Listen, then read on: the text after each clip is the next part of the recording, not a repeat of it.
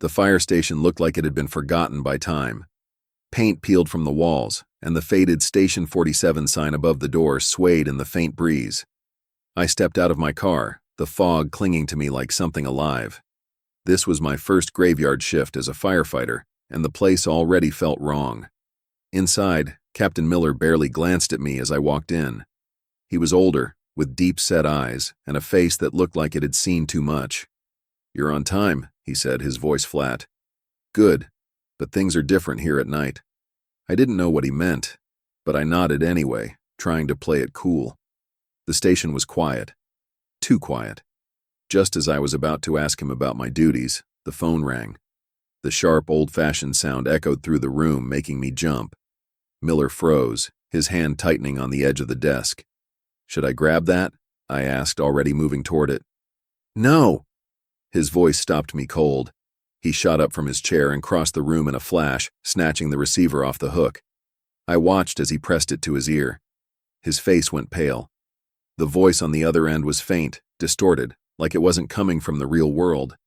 I couldn't make out the words, but the sound made the hair on the back of my neck stand up. Miller finally spoke, his tone flat but firm. "We can't help you." He hung up, staring at the phone for a long moment. "What the hell was that about?" I asked. He turned to me, his eyes cold. "Rule number 1, ignore calls from after midnight unless they come through the official channel." I stared at him, waiting for a laugh or some sign he was joking. None came. "Was it a prank?" I asked, uneasy. He didn't answer. Instead, he pointed to a chalkboard on the wall, a list of rules scrawled in faded writing. "Memorize these," he said quietly. "They'll keep you alive." I stepped closer, reading the first rule. Rule number 1, ignore calls from after midnight unless they come through the official channel. I didn't get the chance to ask more, because the phone rang again. Miller didn't move. This time, neither did I. Miller didn't answer the phone the second time it rang.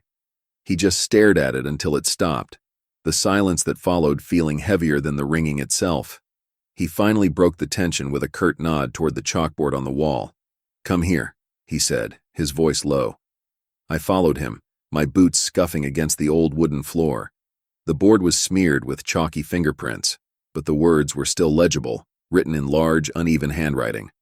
Rule number 1, ignore calls from after midnight unless they come through the official channel. Rule number 2, never open the bay doors unless the alarm rings 3 times. Rule number 3, if you hear knocking on the walls, stay silent and don't move. Rule number 4, always keep a fire burning in the station's old stove.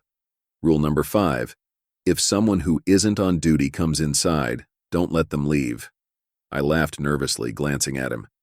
"This some kind of initiation thing? You try to scare all the rookies like this?" Miller didn't laugh.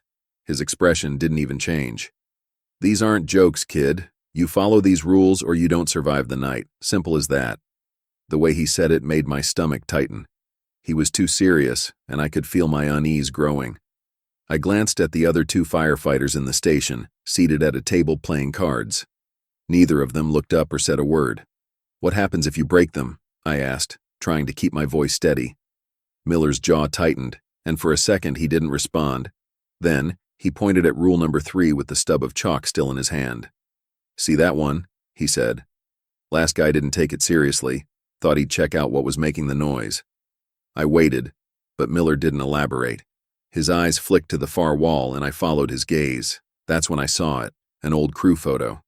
5 firefighters stood in front of the station, but one face had been scratched out so violently that the wood beneath the photo was gouged.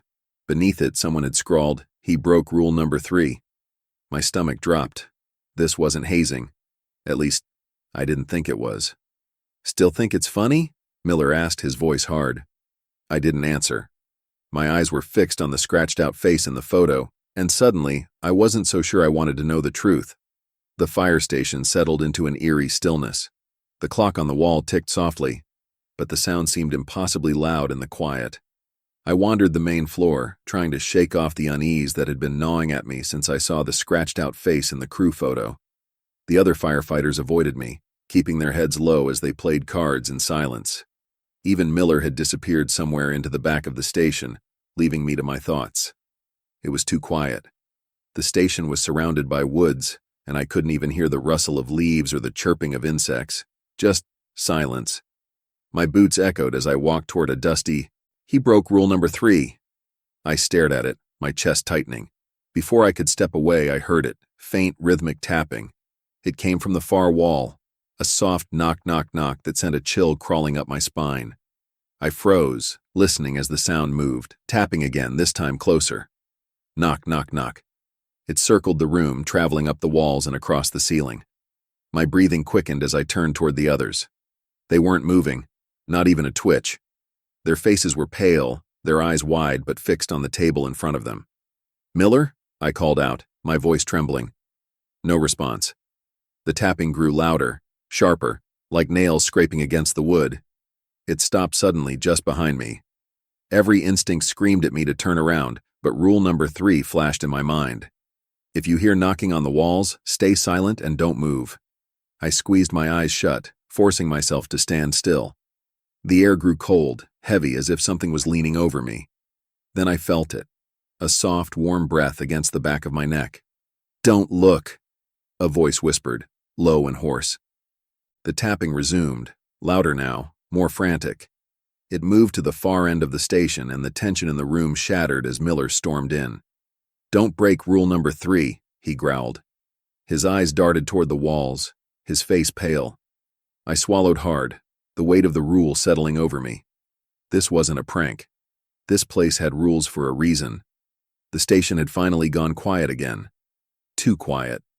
I stood near the window, staring out into the pitch-black forest surrounding the station. The only light came from the dim glow of the station sign.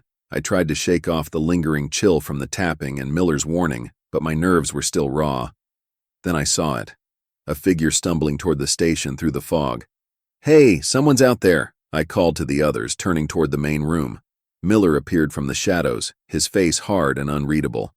"Stay where you are," he said, his voice sharp. The man outside was getting closer. His clothes were torn, his movements uneven, like every step cost him more effort than the last. When he reached the door, he began pounding on it, each knock louder and more desperate. "Please, let me in," he shouted, his voice hoarse. "I crashed my car, I need help." I moved to open the door, but Miller grabbed my arm, his grip iron tight. His eyes bored into mine, cold and deadly serious. "That's not someone we help," he said in a low voice. "Rule number 5, don't let them leave."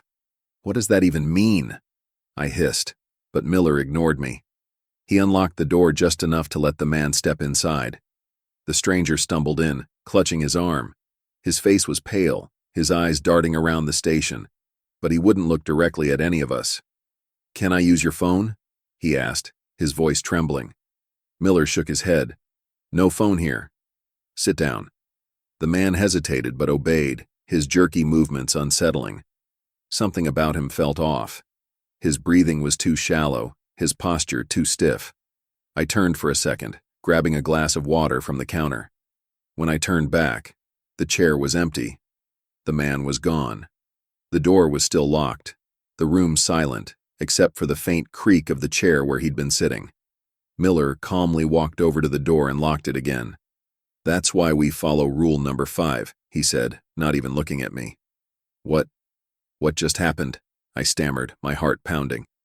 Miller didn't answer. He just walked back to the rule board and wiped a smudge from the words. The silence that followed was unbearable. Somewhere outside, I thought I heard the faint sound of footsteps retreating into the woods. Or maybe circling back. The room felt heavier after the stranger vanished, like the air itself had turned dense and wrong. I couldn't stop staring at the empty chair. The faint creak of its wood seemed to echo, mocking me. Then I noticed the fire in the stove. It was dying. The small flames flickered weakly, the embers dimming to a dull orange. A cold sweat broke out on the back of my neck as I remembered rule number 4. Always keep a fire burning in the station's old stove. "Miller," I called, my voice shaking. He appeared from the shadows, his face grim. "It's going out," I said, gesturing to the stove. "Then fix it," he snapped, his tone sharper than I'd ever heard. I grabbed a few logs from the pile near the stove and threw them into the firebox. The flames didn't respond. The heat felt weaker, almost non-existent, and the room grew colder by the second. "Don't let it go out!" one of the other firefighters shouted, his voice breaking. I fumbled with a poker, trying to stoke the embers back to life. My hands were shaking so badly I nearly dropped it. That's when I heard the first whisper. It was faint, almost lost in the crackling of the dying fire. "Ben." I froze, staring into the dim embers. Did you hear that?" I whispered, but no one answered. The whisper came again, louder this time. "Ben, please, help us." My stomach dropped as I leaned closer, my heart hammering in my chest. The embers shifted, glowing brighter, and for a split second I saw faces. Twisted, desperate faces, their mouths open in silent screams. I stumbled back, my legs hitting the chair behind me. The fire roared to life suddenly, the flames surging high and hot. The faces vanished, but the heat felt unnatural, oppressive. Miller placed a heavy hand on my shoulder, his grip firm. "Rule number 4 keeps them out," he said quietly, his eyes fixed on the flames. I turned to him, my voice trembling. "What were those things in the fire?" He didn't answer. Instead, he tossed another log into the blaze, his jaw tight. The fire crackled loudly, and for a moment I thought I heard a faint scream carried in the sound. Miller turned to me, his face pale. "Don't let it happen again," he said. And then the lights flickered. The fire station was eerily silent after the flames roared back to life in the stove. Miller disappeared into his office, leaving me alone with the uneasy tension that seemed to thicken the air. I couldn't stop hearing the whispers from the fire, their desperate calls echoing in my mind. Then the radio crackled. At first it was faint static, the kind you'd expect from an old system. But then a voice cut through, calm and monotone. "Station 47, respond. Fire at 215 Hollow Creek Road. Immediate assistance required." I froze, staring at the radio. Something about the voice sounded wrong. It lacked urgency, like whoever was speaking didn't actually care if anyone showed up. The room remained still. The other firefighters didn't move, their eyes fixed on the table in front of them. "Are we not responding to this?" I asked, my voice cracking slightly. "No," one of them muttered without looking up. His face was pale, his hands gripping the edge of the table so tightly his knuckles were white. "It's a fire," I said, my frustration growing. "Someone could need help." "It's not real," Miller said, suddenly standing in the doorway. His voice was steady, but carried a weight that made my stomach twist. "Rule number 1, ignore calls from after midnight unless they come through the official channel." "This is the channel," I snapped, gesturing to the radio. Miller's eyes narrowed. "That's not for us." But I couldn't let it go. The address echoed in my mind. Someone might be out there. Without another word, I grabbed my gear and stormed toward the truck. Miller's voice stopped me cold. "If you go, you're on your own," he said, his tone flat. "Don't expect us to help." The words sent a chill through me, but I shook it off, climbing into the truck. As I started the engine, I glanced back at the station. The firefighters hadn't moved. They just watched, their faces shadowed, their expressions unreadable. The address was deep in the woods, a place I didn't recognize. The road twisted and turned, the truck's headlights barely cutting through the dense fog. The radio crackled again. "Station 47, the voice said, still monotone. "You shouldn't have come." My hands tightened on the wheel as the headlights caught something ahead.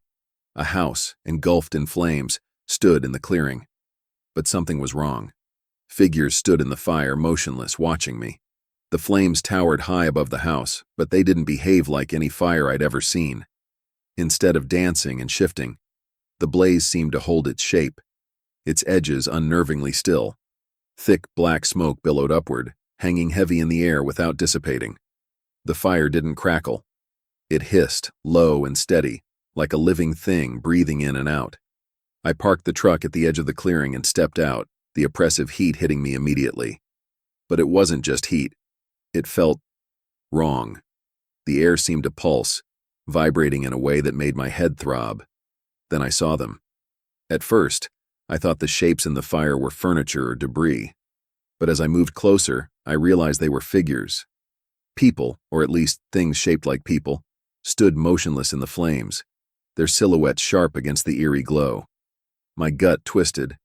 They weren't screaming or moving, just watching me. I stepped back instinctively, my boots crunching on dry leaves. One of the figures shifted. Slowly, it turned its head toward the nearest window, its face blank and featureless. My breath caught in my throat as it moved closer, the fire around it parting like water. "Hello?" I called out, my voice cracking. The figure pressed against the glass, its head tilted unnaturally to one side. Then it raised a hand, its fingers long and jagged, and pointed directly at me. The flames surged, roaring to life as if feeding on the figure's movement. The fire spread unnaturally fast, racing across the dry ground toward me. Panic seized me, and I stumbled back to the truck, slamming the door shut. The heat was unbearable now, the fire creeping closer, licking at the wheels. The radio crackled, and that same monotone voice filled the cab. "You shouldn't have come," it said, calm but chilling. My blood ran cold as the flames reached the front of the truck. But then they stopped. The fire surrounded me, forming a perfect circle, and the figures began to move. They stepped out of the house one by one, their blank faces glowing faintly in the firelight. They moved toward the truck, their steps slow but deliberate. I threw the truck into reverse, my hands trembling on the wheel. The last thing I saw before I sped off was one of the figures reaching for the driver's side window, its finger leaving a black, smoldering mark on the glass. The drive back to the station felt like an eternity. My hands gripped the steering wheel so tightly they ached. But my thoughts were louder than the truck's engine. The smoldering mark on the window was still there, faintly glowing, as if whatever had touched it had left part of itself behind. When I pulled into the station, the place looked as normal as ever. Calm, quiet, unassuming. But as soon as I stepped inside, the air changed. It felt heavier, colder, like the building itself was aware of what I'd done. The other firefighters were waiting in the main room. None of them asked where I'd been. They just stared, their faces pale and drawn. Miller stood near the rule board, his jaw tight. "You shouldn't have gone," he said flatly. I opened my mouth to respond, but then the lights flickered. Once. Twice. And then they dimmed to an unsettling amber glow. That's when I saw the shadows. At first, I thought it was just a trick of the flickering light. But then the shadows stretched, pulling away from the walls, their edges jagged and unnatural. They moved, slithering across the floor and climbing the walls, completely detached from any source. "Don't move," Miller barked, his voice low but firm. "And don't say a word." I froze, my breath catching in my throat. The shadows seemed to sense us, their movements slowing, circling the room. They were wrong, too solid, too purposeful. And then the knocking started. Knock, knock, knock. It came from the far wall, loud and deliberate, like someone was hammering from the inside. My eyes darted toward the sound, but Miller hissed, "Don't look!" The knocking moved, traveling along the walls, closer and closer. Each strike felt heavier, more desperate, shaking the room. The shadows pulsed with every knock, stretching toward us. Something brushed against my leg, cold and sharp. I bit down on a scream, my heart pounding so hard it felt like it would explode. The knocking stopped. The silence was worse. Then came the whisper. Soft and raspy, it drifted from the shadows, winding around us like smoke. "We see you." Miller's voice was a barely audible whisper. "Don't move. Don't speak." The shadows swirled closer, and for a moment I thought I saw faces within them. Twisted, empty faces, their mouths open in silent screams. I squeezed my eyes shut, praying they would go away. But deep down, I knew they wouldn't. The room seemed to hold its breath, the shadows retreating slowly back to the corners as if sated for now. My chest heaved, but I didn't dare make a sound until I was sure the nightmare had passed. Miller finally exhaled, his eyes scanning the room warily. "That's it," I snapped, my voice shaking but loud. "I need answers. What the hell is going on here?" Miller didn't respond at first.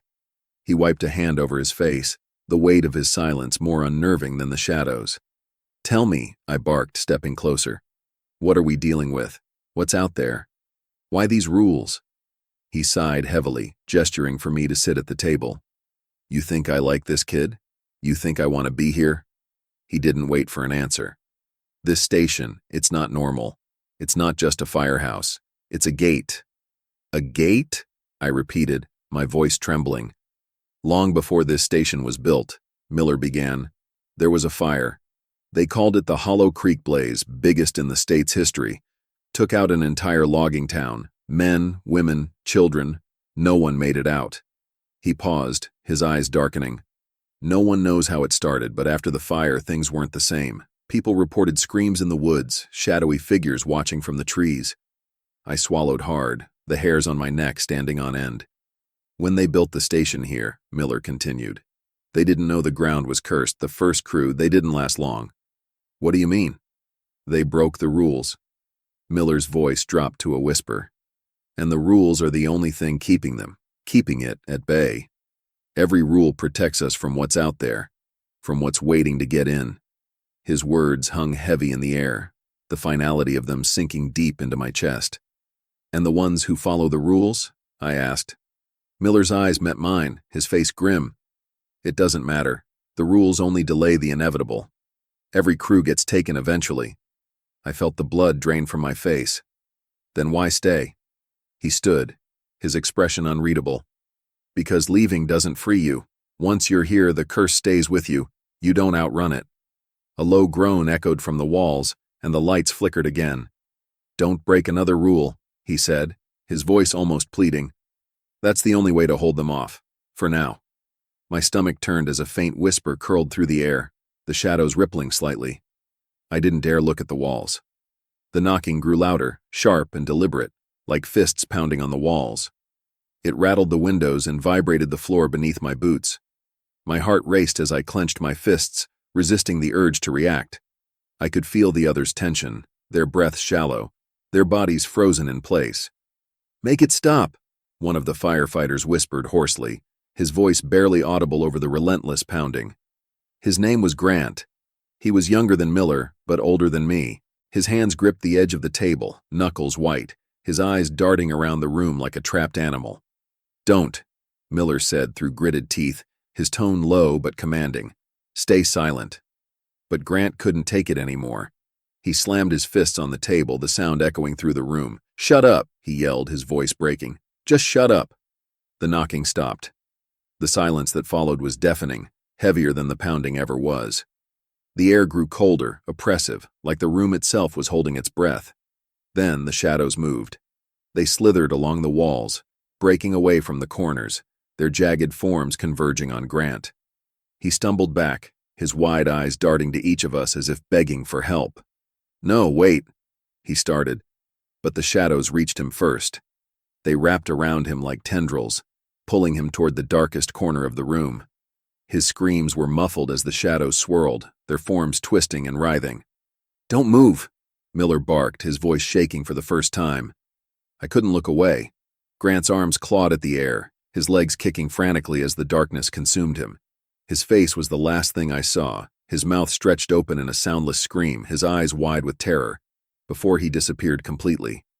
The shadows returned to the walls, settling into stillness as if nothing had happened. The room fell silent again, but the air was heavy with unspoken fear. Get the fire going, Miller growled, his voice hoarse.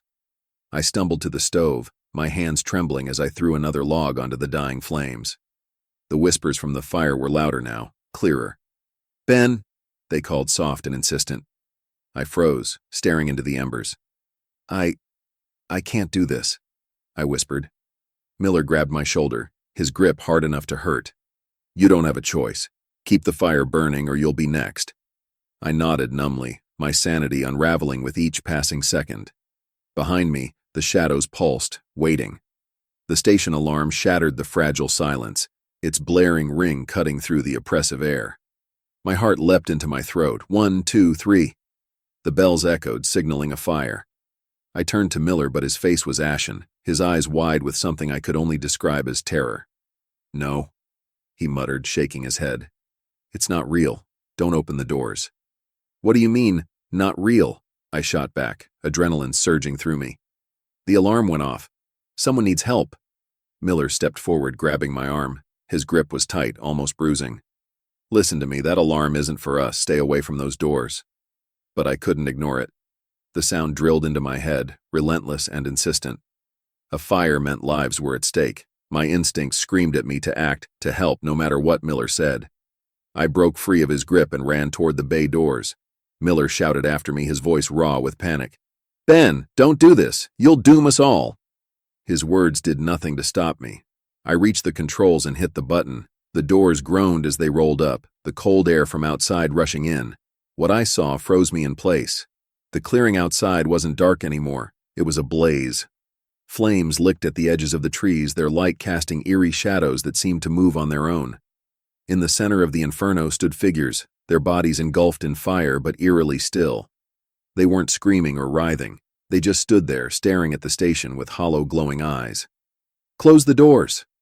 Miller's voice cracked with desperation, but I couldn't move. The figures began to walk forward, their steps slow and deliberate. The fire didn't burn them. It followed them, trailing like a living creature. Miller barreled into me, shoving me aside as he slammed his hand on the control panel. The doors groaned again, grinding downward, but it was too late. The flames licked at the threshold and the figures stepped inside just as the door shut with a final echoing thud.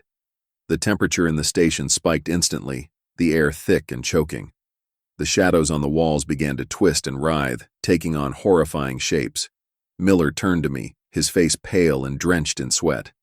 "You've invited them in." The figures stood in the middle of the station now, their fiery forms flickering.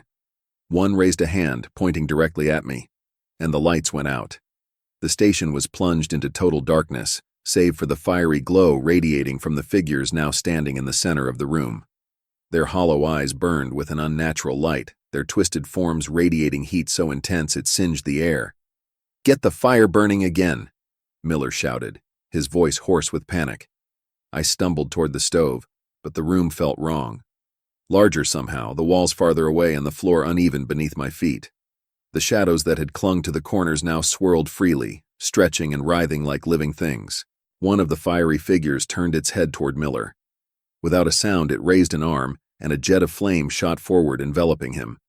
His scream was short and sharp, cut off as the fire consumed him, leaving nothing but ash that scattered into the growing darkness. My hands fumbled as I reached the stove. The fire inside was completely out, the embers cold. I grabbed the matches from the mantel, my fingers shaking so badly I dropped the box. "No, no, no," I whispered, falling to my knees to retrieve it. The radio crackled to life, its static sharp and grating. The monotone voice returned, calm and deliberate. "You didn't follow the rules." I lit a match, but the flame sputtered and died almost instantly, the air too damp to keep it alive. Behind me I could hear footsteps, slow, deliberate, and far too heavy to belong to anything human. The shadows began to take form, elongating into towering, twisted shapes that loomed over me. The faces I'd seen earlier in the embers now stared at me from within the darkness, their mouths stretching open in silent screams. "Ben," the whispers called again, louder this time. "Join us." I struck another match, my hands trembling so badly the stick broke. A cold breath brushed the back of my neck, and I whipped around, the matchbox slipping from my grasp.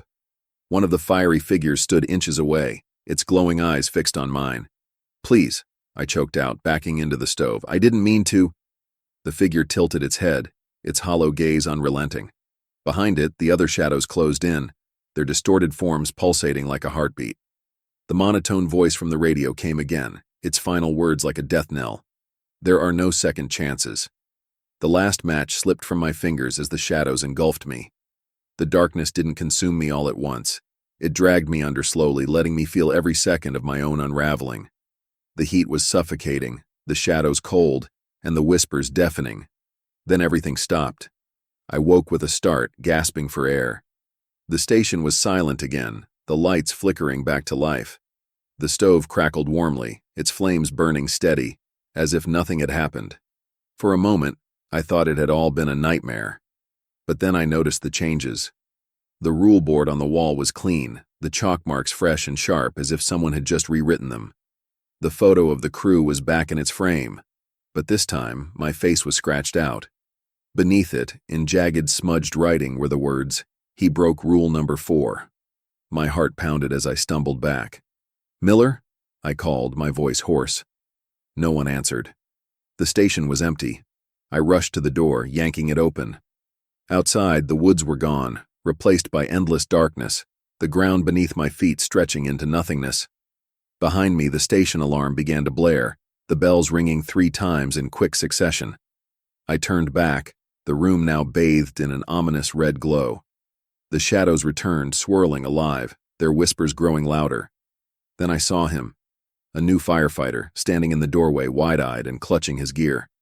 "Hey," he said nervously. "I'm the new guy. First night." I tried to warn him, to tell him to leave, but my voice wouldn't come. The shadows circled me, holding me in place as he stepped inside. His gaze landed on the rule board, his brow furrowing in confusion. "What's rule number 5?" he asked, glancing back at me. But I wasn't there anymore. The stove hissed, its flames turning black. The shadows surged forward and the bells began to ring again. "If you dare, share this story. But remember, every retelling brings it closer to reality. Are you sure you're alone as you finish this story? Or is something watching from the shadows?"